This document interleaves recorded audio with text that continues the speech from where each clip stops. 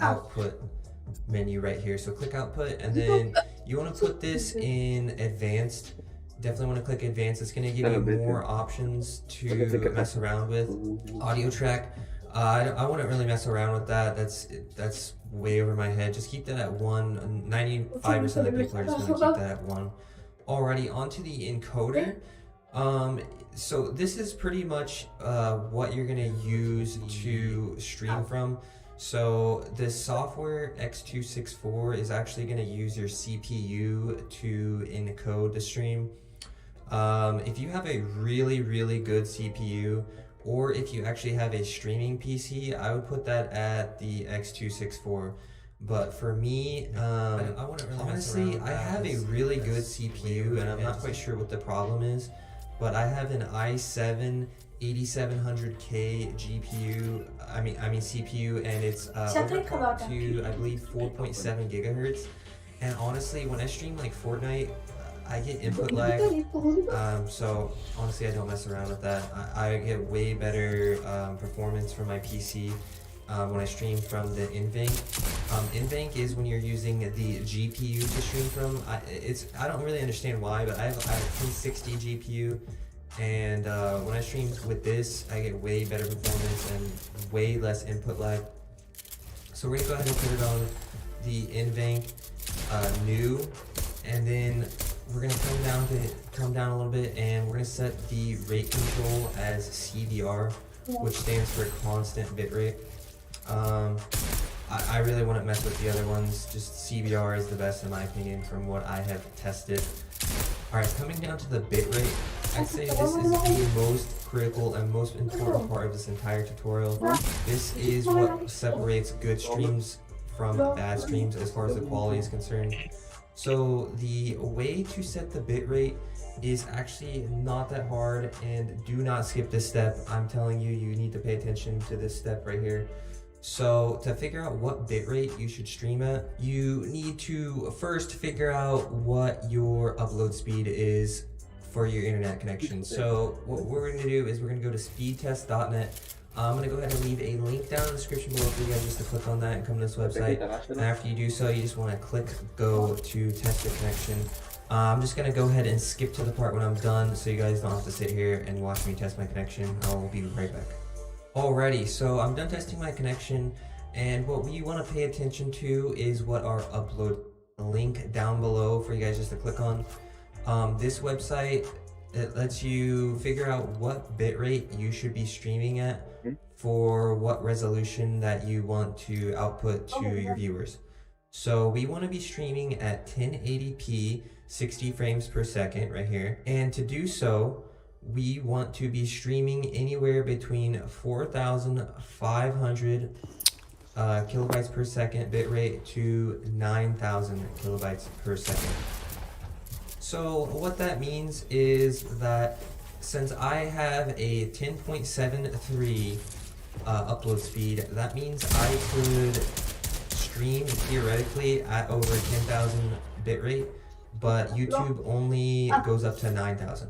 So for example, if your upload speed right here was, let's say 6.00, right? Then you could be streaming at 6,000 kilobytes per second. You do not want to exceed your bitrate, your streaming bitrate, than what your upload speed is.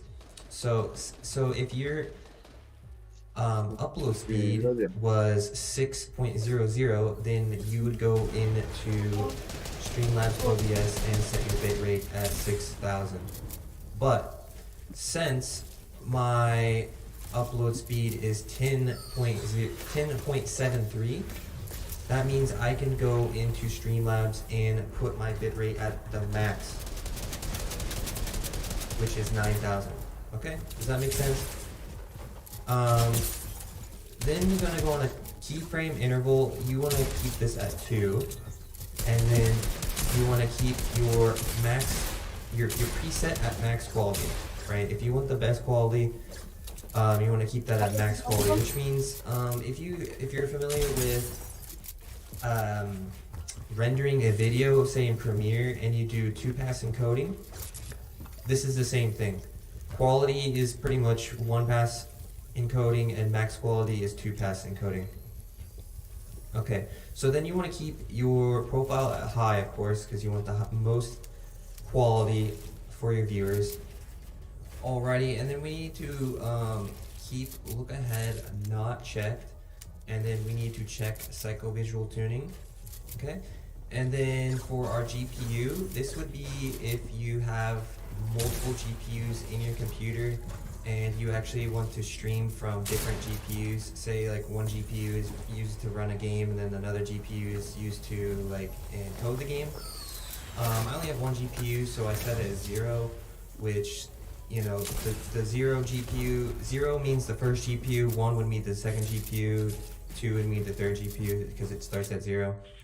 Then we want to go to max B frames and we just want to keep that at 2, alright? And that pretty much does it for the output settings. So when you're done, make sure you hit done to confirm everything. Alrighty guys, that does it for this video. If you guys found this video helpful, make sure to smash that like button. And like I said before, if you haven't subbed, make sure you do that. It's literally free and it takes one click of the button, because I'm coming out with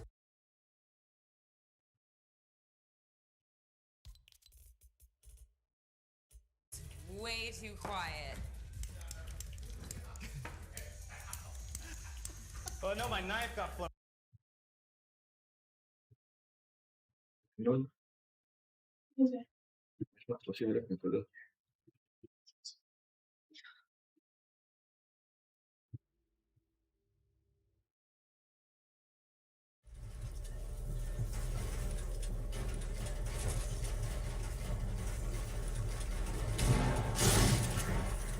C'est pas vraiment l'objectif de cette vidéo. Ici, on est là pour comprendre l'agent. C'est donc une vidéo à destination des nouveaux joueurs de Valorant, ou tout simplement des joueurs qui veulent se mettre à un nouvel agent, notamment le Viper qui commence à être particulièrement à la mode.